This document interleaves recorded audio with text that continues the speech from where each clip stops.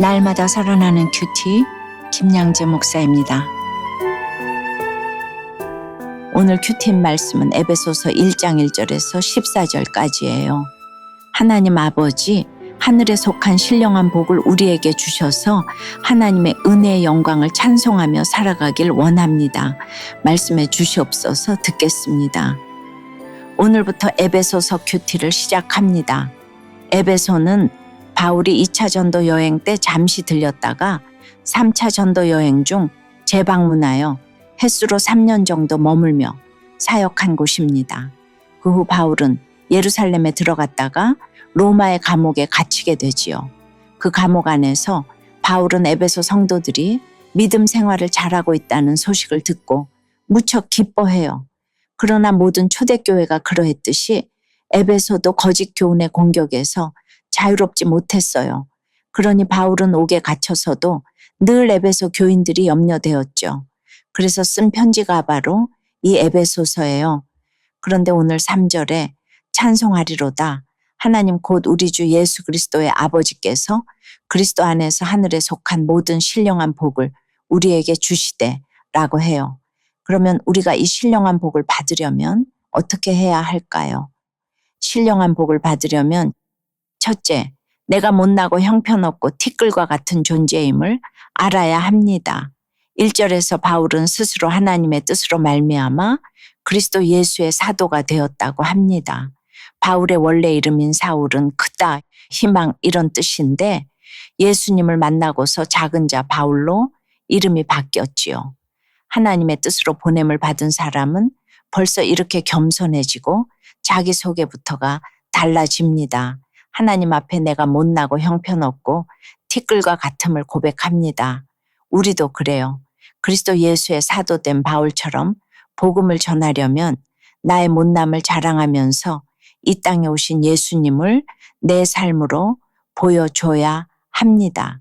이것이 나를 내 가정에, 내 직장에 사도로 보내신 하나님의 뜻입니다. 2절에 하나님, 우리 아버지와 주 예수 그리스도로부터 은혜와 평강이 너희에게 있을지어다 라고 하는데 누구도 예외가 없습니다. 우리가 평강할 수 있는 근거는 돈도 남편도 아내도 아니에요. 하나님 아버지와 주 예수 그리스도로만 은혜와 평강이 있습니다. 예수 그리스도 안에서 내가 티끌만도 못한 존재라는 것을 알고 가는 것이 평강을 누리는 비결입니다. 3절에 찬송하리로다 라고 하는데 우리가 하나님을 찬송해야 할 근거가 무엇이죠? 하나님이 하늘에 속한 모든 신령한 복을 주시기 때문이에요. 물질의 복을 주셔도 그렇습니다. 주신 물질 때문에 기쁜 것이 아니라 그 물질을 주신 분이 하나님이시라는 것을 깨닫고 기뻐 찬송해야 하는 것이죠. 이런 하나님을 알면 억망음을 포기해도 아깝지 않습니다. 적용해 보세요. 하나님이 내게 주신 하늘에 속한 모든 신령한 복은 무엇입니까? 내가 지금 그리스도 안에서 하나님의 자녀가 된 것이 기쁜가요? 아니면 예수를 믿어도 가진 것이 없어서 항상 슬프기만 합니까? 신령한 복을 받으려면 둘째, 진리의 말씀, 곧 구원의 복음을 듣고 믿어야 합니다.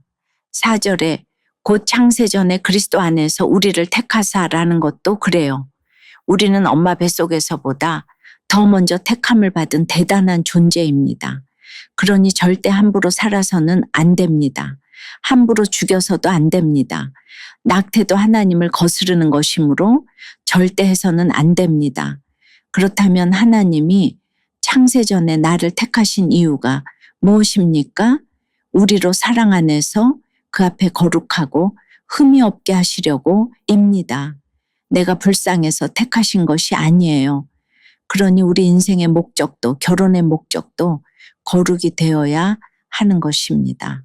5절에 그 기쁘신 뜻대로 우리를 예정하사 예수 그리스도로 말미암아 자기의 아들들이 되게 하셨으니라고 하지요. 이제 그만 십자가를 내려놓고 물된 동상 같은 소돔에서 누리며 살고 싶어라. 이것이 우리의 주제가인데 이제 예수 그리스도와 함께 십자가 져라 하시니까 슬퍼서 살 수가 없습니다. 그러나 이 십자가는 나를 구원하시는 하나님의 기쁜 뜻입니다. 6절에 보니 이는 그가 사랑하시는 자 안에서 우리에게 거저 주시는 바라고 해요. 구원도 공기도 물도 햇빛도 그렇지요. 실제로 우리의 생명과 직결되는 것은 다 공짜입니다. 7절에 그리스도 안에서 그의 은혜의 풍성함을 따라 그의 피로 말미암아 속량 곧 죄 사함을 받았느니라 하는 것도 그래요. 내가 값을 치러서 죄 사함을 받은 것이 아닙니다. 그리스도의 은혜의 풍성함을 따라서입니다. 이런 구속의 비밀, 죄 사함의 권세를 아는 사람만이 은혜의 풍성함을 따라 지혜와 총명이 넘치게 하심을 입습니다. 9절에 그 뜻의 비밀을 우리에게 알리신 것이요 그의 기뻐하심을 따라 그리스도 안에서 때가 찬 경륜을 위하여 예정하신 것이니라고 하는데 하나님의 뜻이 무엇입니까? 우리의 구원이죠. 그런데 이 구원의 비밀은 시크릿이 아니라 신비, 즉 미스터리입니다. 하나님이 알려주시지 않으면 절대 알 수가 없어요. 그런데 그 구원의 비밀을 예수님의 성육신으로 십자가로 부활로 알려주셨지요. 때가 찬 경륜도 마찬가지입니다. 내가 십자가를 잘 지고 가면 우리의 구원을 위해 창세전부터 계획하신 하나님의 경륜을 저절로 알게 되는 것입니다. 13절에 그 안에서 너희도 진리의 말씀 곧 너희의 구원의 복음을 듣고 그 안에서 또한 믿어 약속의 성령으로 인치심을 받았으니 라고 하는 것도 그래요. 이 또한 우리의 구원을 보증해 주시기 위함이지만 이 하나님의 기쁜 뜻을 믿고 따르는 것은 인간의 책임입니다.